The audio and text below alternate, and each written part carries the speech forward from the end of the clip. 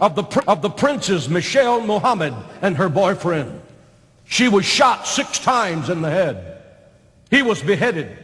Western governments hurried to suppress the showing of the film.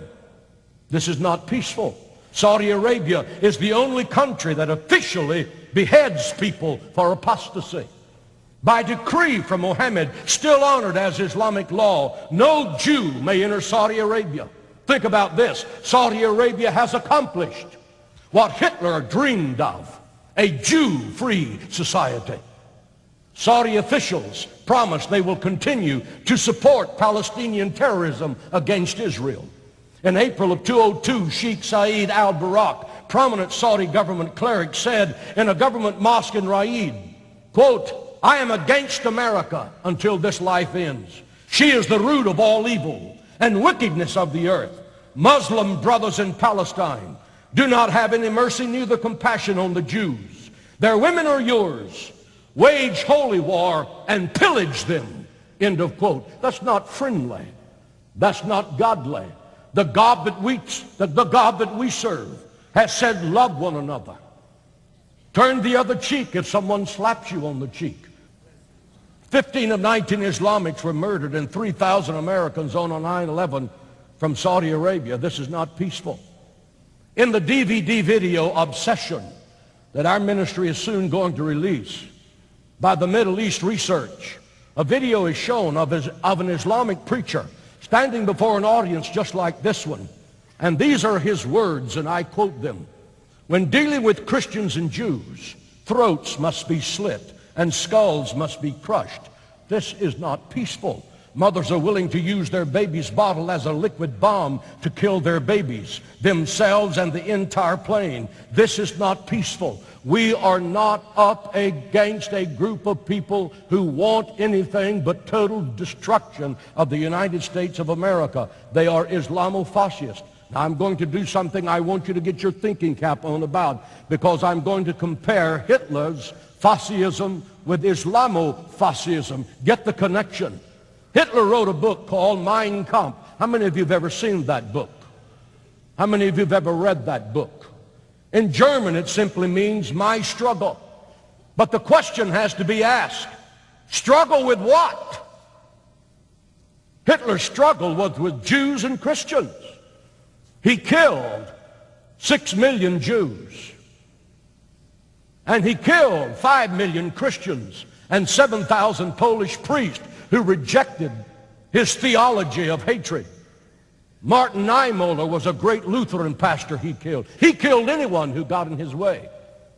Now, Islam has a word, jihad, meaning holy war.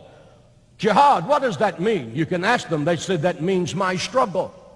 Hitler wrote a book, My Struggle. Jihad, my struggle. What is your struggle against? With whom do the Islamic fascists struggle? They struggle against Christians and Jews. Hitler had his youth camps.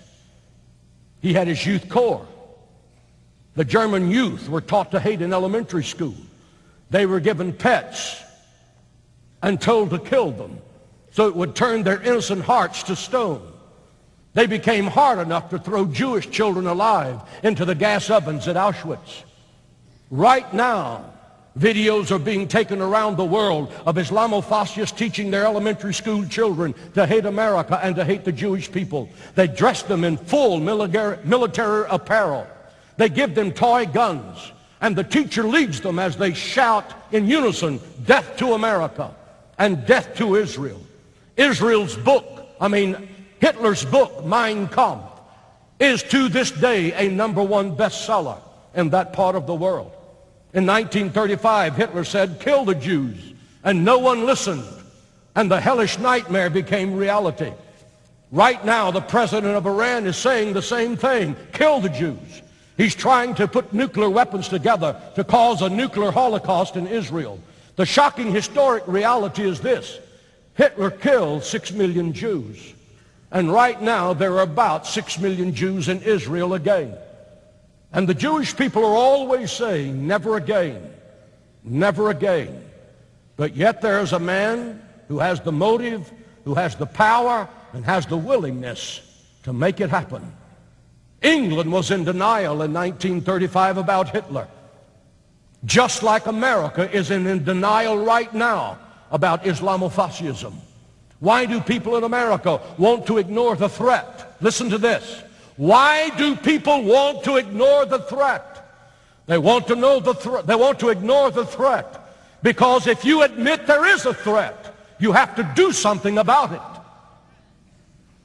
But if you say there is no threat, like Michael Moore and the other empty-headed buffoons out in Hollywood,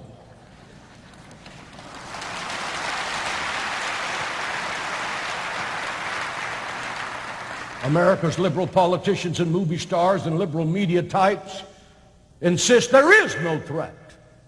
That was exactly what was happening in 1935.